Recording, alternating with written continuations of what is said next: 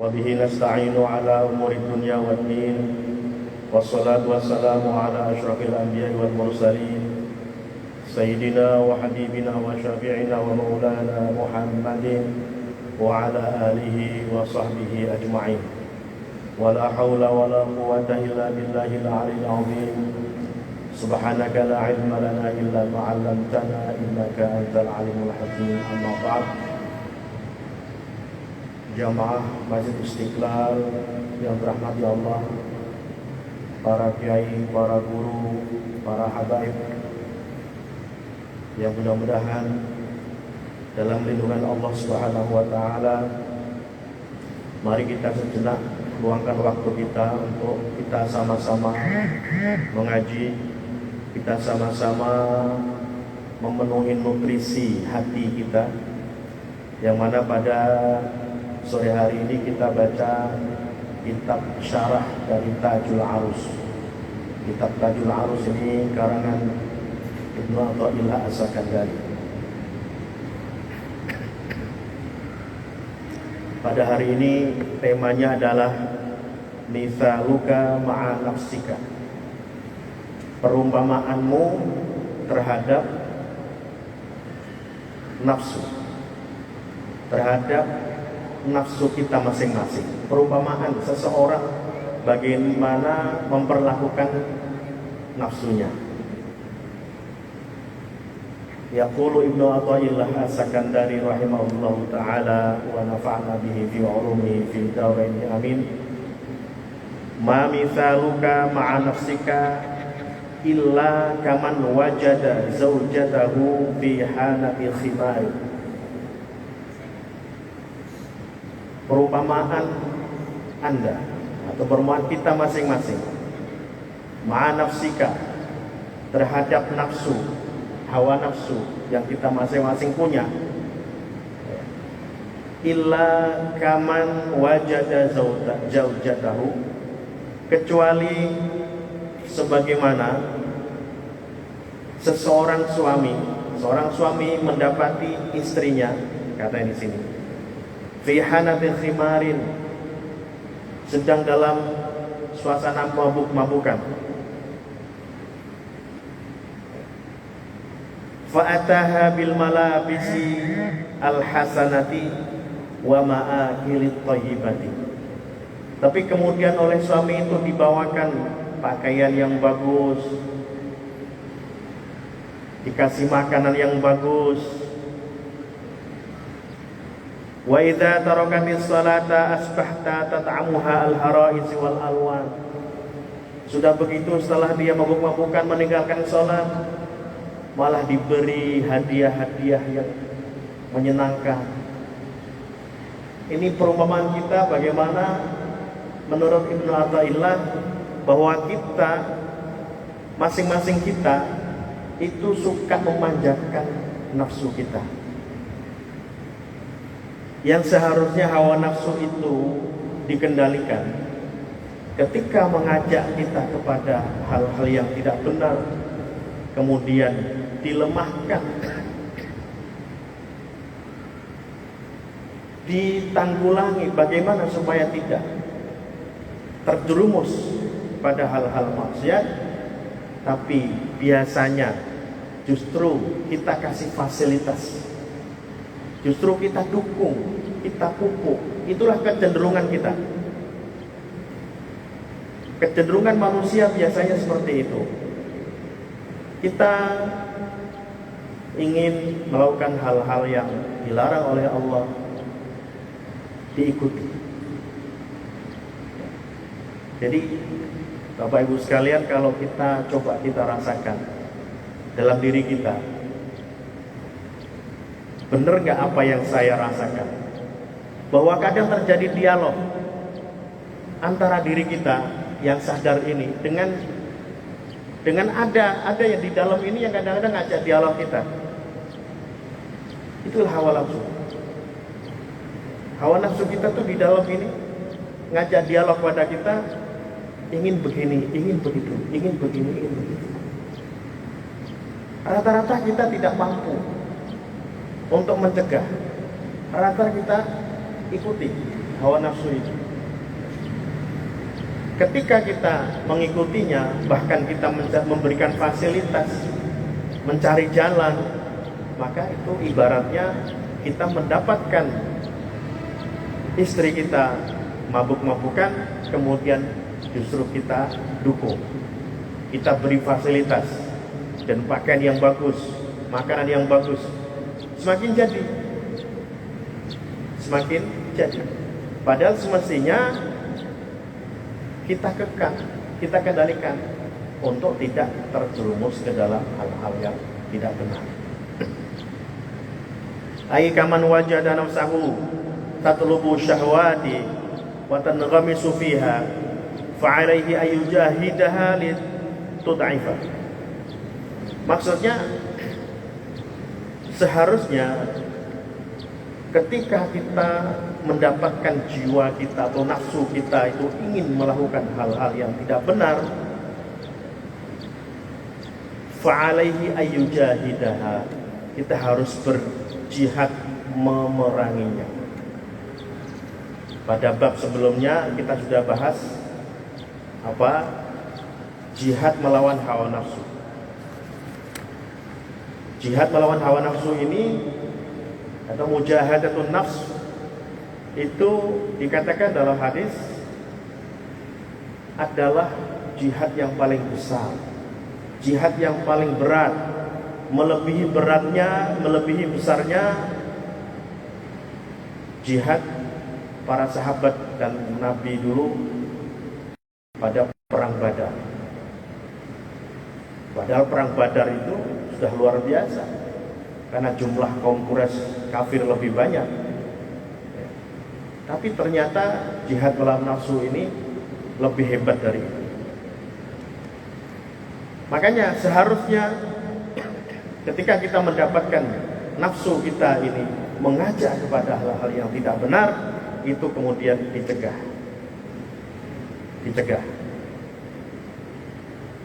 Tapi biasanya justru diberi fasilitas. Wal mujahadatu takunu bit ta'ati wa tanfidhi awamirillah subhanahu. Dan mujahadah tadi itu bagaimana caranya? Dengan kita lebih mendekatkan diri pada Allah Subhanahu wa taala, menjalankan ketaatan-ketaatan kita. Kita lebih rajin salatnya, salat wajibnya, salat sunnahnya, kita rajin ngaji.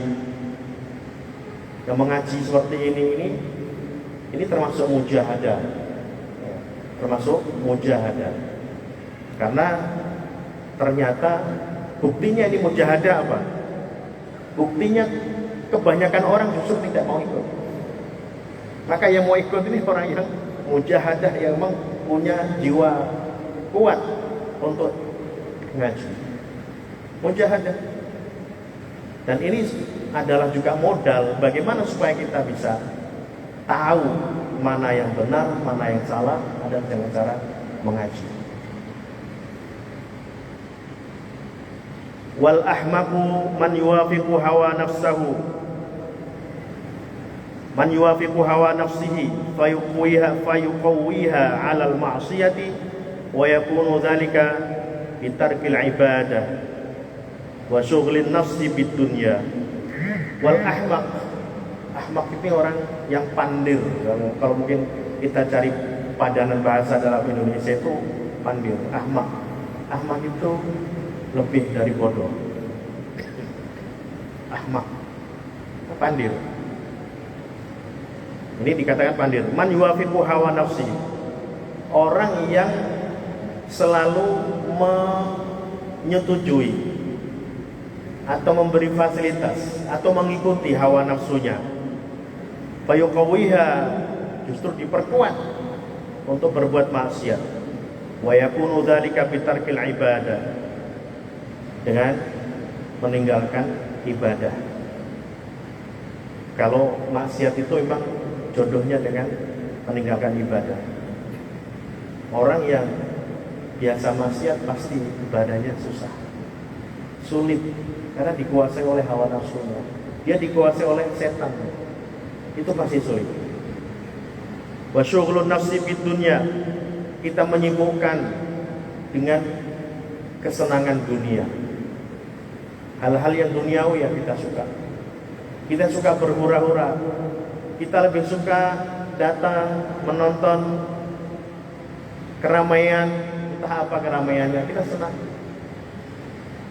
Kita senang hal yang hiburan-hiburan, kita senang.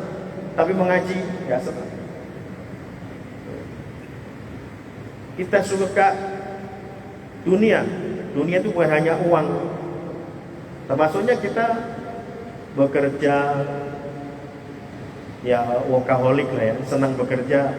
Workaholic itu tidak haram, bagus orang yang workaholic itu yang kecanduan kerja. Asal dia tidak melupakan ibadahnya, tidak melupakan Allah Subhanahu Wa Taala. Ketika waktu sholat, sholat. Waktu ngaji, ngaji. Itu jangan sehari semalam 24 jam untuk kerja saja dan tidak mengikuti, tidak mengingat Allah Subhanahu Wa Taala sama sekali. Wa yakunu dzalika bi tarkil ibadah wa sughlun nafsi fid dunya wa ahwaiha famithaluhu kaman wajada zawjatahu ay nafsahu fi hanatil khimar. Maka orang-orang yang menuruti hawa nafsunya kemudian dia tidak bisa mengekang, tidak bisa menghindar, itu tadi diumpamakan seperti orang yang mendapatkan istrinya. Kalau dia seorang istri berarti mendapatkan suaminya, ya pasangannya lah. Jangan selalu disalahkan ibu-ibu terus ya. Iya, mendapatkan pasangannya atau keluarganya lah, anaknya, apanya, sedang bermabuk-mabukan atau menuju ke sana, tidak dicegah, justru dikasih fasilitas. Nah ini ibaratnya seperti itu, diibaratkan oleh Ibnu Athaillah, orang-orang yang tidak bisa mengendalikan hawa nafsunya. Ketika hawa nafsunya ingin melakukan hal-hal yang dilarang oleh Allah Subhanahu Wa Taala, bukannya dicegah, malah diberi fasilitas. Fabadalun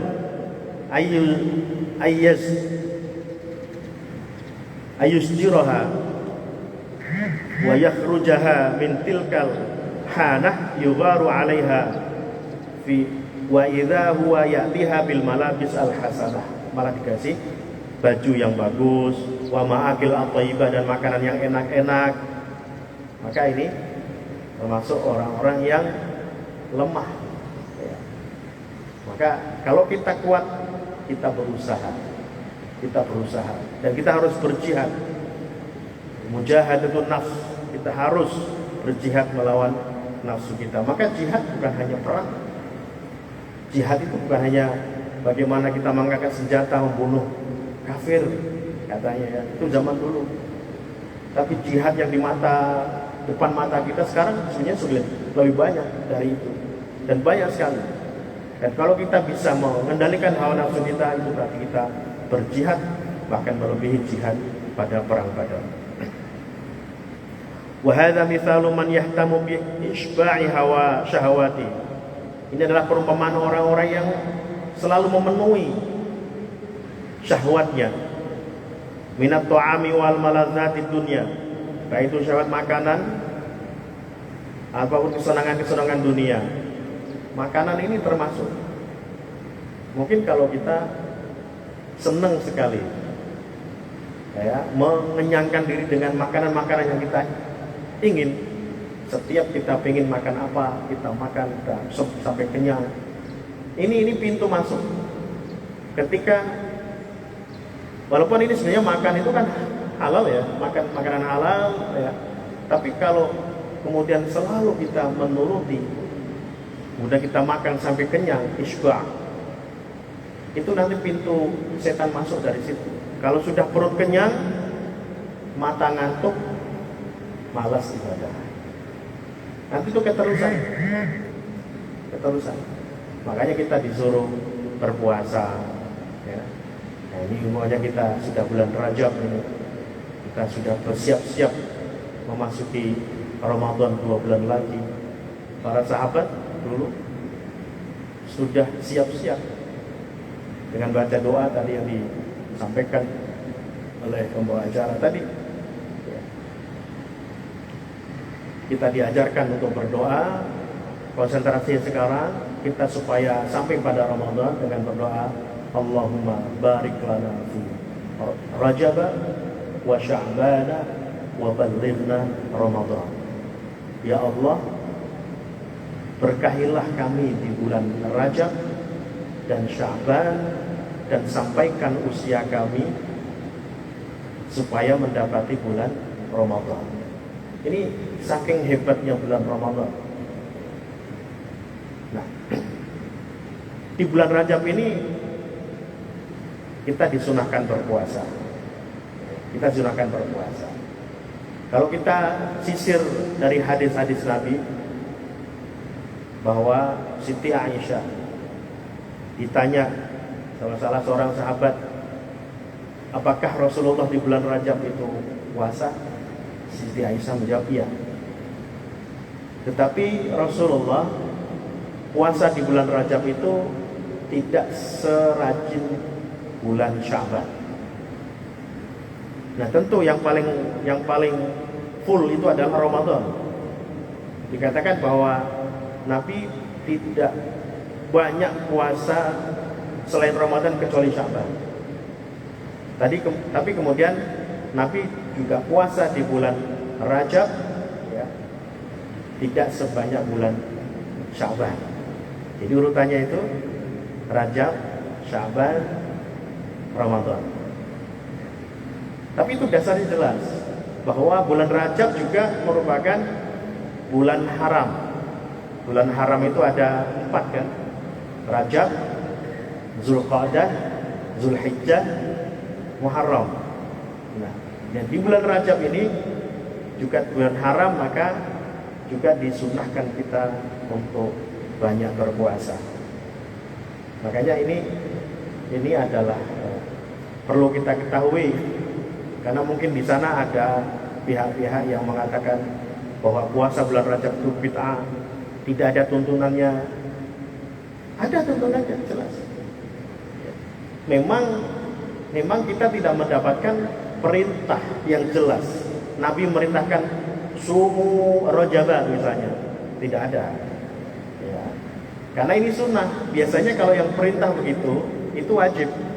Ya, seperti perintah puasa Ramadan, ya, ada perintahnya jelas. Nah, tapi Nabi mencontohkan bahwa Nabi puasa di bulan Rajab. Itu sudah cukup. Untuk sunnah itu kita pegangannya ada 3 macam sunnah ya. Ada sunnah fi'liyah, ada sunnah qauliyah, ada sunnah takririyah. Fi'liyah itu yang dilakukan oleh Nabi. Seperti puasa Rajab ini Nabi melakukannya, maka itu sunnah. Kemudian kalau sunnah fi'liyah, sunnah qauliyah, apa yang diperintahkan oleh Nabi? Takririyah itu takrir yang ditetapkan oleh Nabi, yang mana misalnya contohnya pada zaman dulu ada sahabat yang makan binatang namanya ontok, kalau dalam bahasa Arabnya ontok. Ontok itu mungkin diterjemahkan kita di sini semacam biawak. Nah, itu Nabi tidak melarang, juga tidak perintah. Nabi didiamkan oleh Nabi, namanya takrir. Nah, mana hal-hal yang oleh Nabi didiamkan, Nabi menyaksikannya kemudian didiamkan, namanya takrir. Nah, takrir itu boleh kita jadikan dasar untuk melakukan hal-hal yang sunnah. Jadi puasa Rajab juga jelas perintahnya, dasarnya. Wa hadza mithalu man yahtamu bi isba'i syahwatihi min at-ta'ami wa maladzatid dunya, innahu yansa ibadatal khaliq subhanahu wa ta'ala. Orang yang kemudian tercebur ke dalam kemaksiatan, tercebur ke dalam menikmati keindahan dunia, dalam artinya kita terlalu sibuk, terlalu konsentrasi terhadap dunia, tapi tidak ingat pada Allah Subhanahu wa taala, itu dia akan malas, memang akan malas ibadah. akan susah untuk diajak ibadah. Innahu yansa ibadatal khaliq. Orang ini lupa dengan Tuhannya, lupa dengan Allah, lupa beribadah pada Allah Subhanahu wa taala. Fayansa as-shalah, maka dia juga lupa salat. Karena salat ini sebenarnya sesungguhnya salat ini ibadah yang paling sulit. Ya. Mungkin kita sudah biasa salat gitu. Jadi ringan. Tapi bagi orang yang belum pernah meskipun salat itu hanya berdiri, ruku, sujud, berdiri lagi, nanti tahiyat, tidak memerlukan tenaga banyak. Tetapi kita melawan hawa nafsu kita untuk bisa rutin, disiplin melakukan sholat itu kerjaan yang luar biasa. Yang susah itu hawa nafsunya tadi itu. Pasti macam-macam. Kalau banyak alasan lah orang untuk meninggalkan sholat. Banyak sekali alasannya. Nah, kalau kita ikuti alasan itu sepertinya benar ya. Setan itu menggoda kita dengan logika kita yang seolah-olah itu benar, tapi itu salah. Natijahnya atau hasilnya adalah salah. Ya. Banyak alasannya. Oh sibuk, oh ini pekerjaan nggak bisa ditinggalkan, oh ini. Maka kita harus bisa mengatur semuanya itu. Kita bekerja, kewajiban mencari nafkah. Kita ibadah juga kewajiban kita sebagai hamba Allah Subhanahu wa taala. Maka jangan dibenturkan.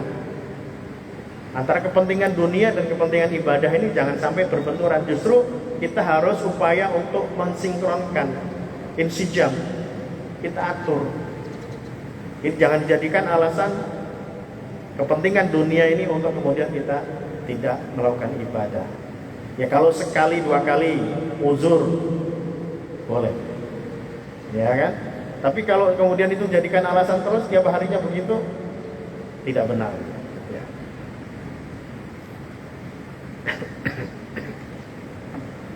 Li'anna aqlahu wa qalbahu syughlan bid dunya. Karena akal dan hatinya sibuk dengan dunia. Qala ta'ala fawailul musallin alladzina hum an salatihim sahun.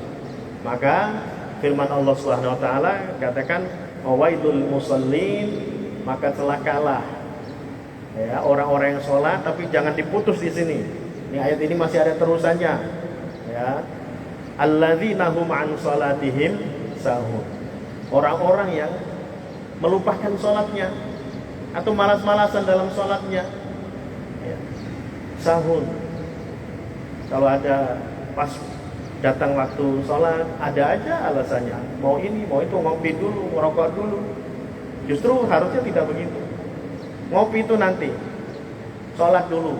Ngopi kan banyak waktunya.